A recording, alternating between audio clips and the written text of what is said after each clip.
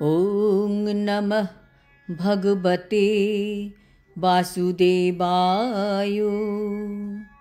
শ্রীমদ্ভগবদ্গীতা তৃতীয় অধ্যায় কর্মযোগ। হরে কৃষ্ণ।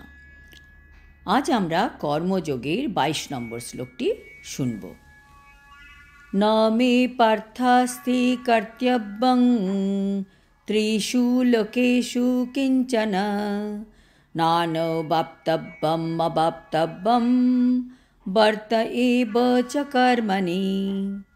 অনুবাদ: ন মে পার্থাস্তি কর্তব্যম, হে পৃথাপুত্র, আমার কোনো কর্তব্য নেই।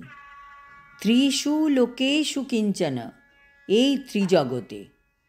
কৃষ্ণ বলছেন, হে পার্থ, এই ত্রিজগতে আমার কোনো কর্তব্যই নেই।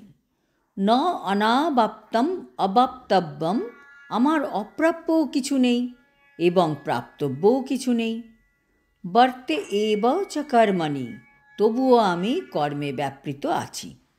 তাৎপর্য: বৈদিক শাস্ত্রে পরমেশ্বর ভগবানের বর্ণনা করে বলা হয়েছে যে ভগবান অন্যান্য সমস্ত ঈশ্বরদেরও পরম ঈশ্বর এবং সমস্ত দেবতাদেরও পরম দেবতা।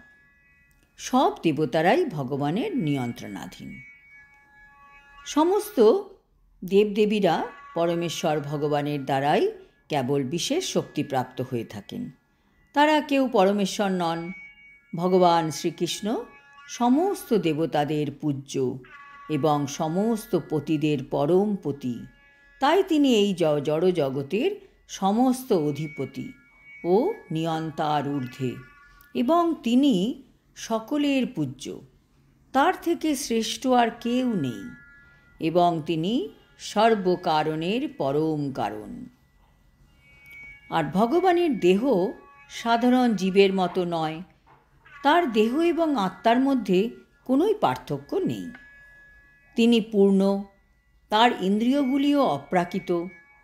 ভগবানের প্রতিটি ইন্দ্রিয়ই যে কোনো ইন্দ্রিয়ের কর্মসাধন করতে পারে।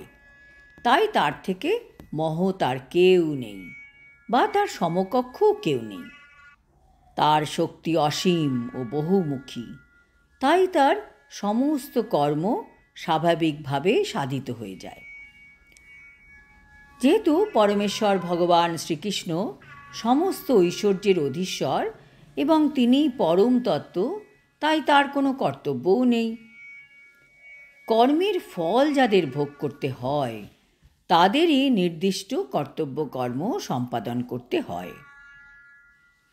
কিন্তু এই ত্রিভুবনে যার কোনো কিছুই পাওয়ার নেই, তার অবশ্যই কোনো কর্তব্য কর্মও নেই। কিন্তু তা সত্ত্বেও ভগবান শ্রীকৃষ্ণ কুরুক্ষেত্রের যুদ্ধক্ষেত্রে ক্ষত্রিয়দের নেতারূপে অবতীর্ণ হয়েছেন, কেননা দুর্বলদের রক্ষা করা হচ্ছে ক্ষত্রিয়ের কর্তব্য। যদিও ভগবান তো শাস্ত্রের বিধিনিষেধের অতীত, কিন্তু তবুও তিনি শাস্ত্রের নির্দেশ লঙ্ঘন করেন না। আজ এখানেই শেষ করছি।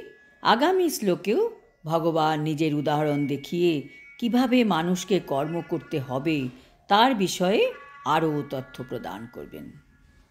হরি ওম তৎসৎ। হরে কৃষ্ণ।